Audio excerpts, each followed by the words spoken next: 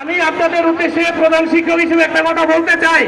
আজকে আমরা জানি যে মাননীয় শিক্ষা উপদেষ্টা কর্তৃক 20% বাড়ি ভাড়া, 1500 টাকার চিকিৎসা ভাতা ও কর্মচারীদের 75% উৎস ভাতা, এটা কিন্তু গ্যাজেট করে শিক্ষা মন্ত্রণালয় হয়ে অর্থ মন্ত্রণালয়ে চলে গেছে।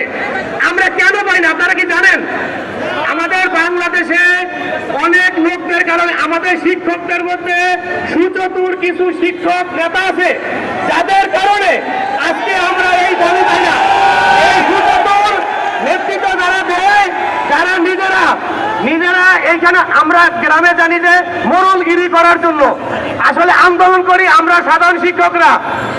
আমাদের যে মহার্ঘ ভাতা 10% পেয়েছিলাম, সেই সময় ঢাকা শহরের একটা মাত্র স্কুল পুরো বন্ধ করেছিলাম এবং আমার নামে ডিজিএফআইতে মামলা হয়েছিল। আমি পুরো স্কুল নিয়ে এখানে আসছিলাম। কিন্তু আজকে আপনাদের শিক্ষকদেরকে সচেষ্ট থাকতে হবে, নিজেদের সুদৃষ্টি রাখতে হবে যে কেন শিক্ষা উপদেষ্টা একজন মন্ত্রী, শিক্ষামন্ত্রী, তিনি নিজে ঘোষণা দিয়ে গেছেন। এটা অর্থ মন্ত্রণালয় কেন হ্যাং আছে ভাই, এটা আমাদের জানতে হবে এবং কারা এই ষড়যন্ত্রটা জড়িত। আমাদের কিন্তু পকেটের টাকা কিন্তু বাজেট হয়ে গেছে, বরাদ্দ হয়ে গেছে, বাট শুধুমাত্র আমাদের ইএফটিতে যে এমপিওতে যে টাকাটা যায় সেইখানে ঢোকা শুধু বাকি আছে।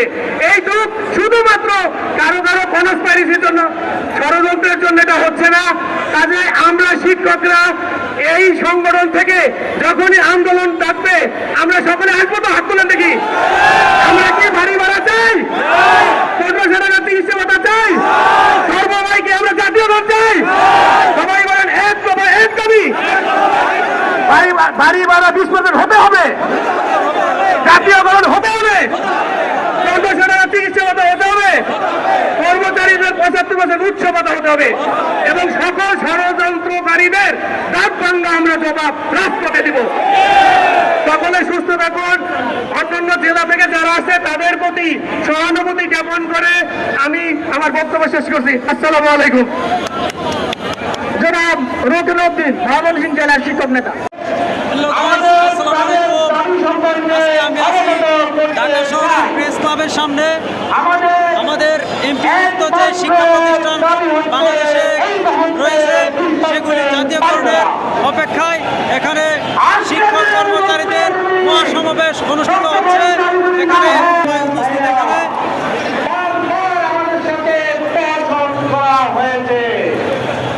আমরা এসেছি আমাদের বিদ্যালয় থেকে, আরিফ স্যার, অসীম স্যার, আমরা সবাই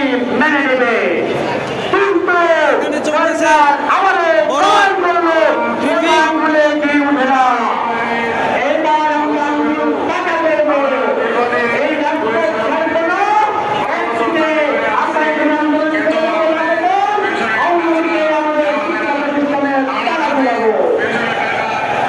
এখানে বিভিন্ন স্কুলের শিক্ষক এবং ম্যাডামরা তাদের দাবি আদায়ের লক্ষ্যে অবস্থান কর্মসূচি পালন করতেছে।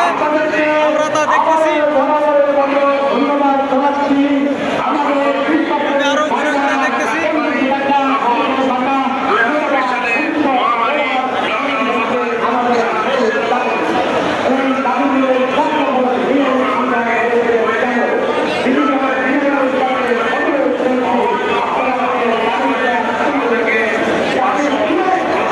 খেলাফেলা না করে এমপিভুক্ত শিক্ষা প্রতিষ্ঠানে 20% বাড়ি ভাড়া প্রতি বছরের প্রেক্ষিতে প্রদান করার জন্য মাননীয় শিক্ষা উপদেষ্টা, অর্থ উপদেষ্টা এবং শিক্ষা সচিবকে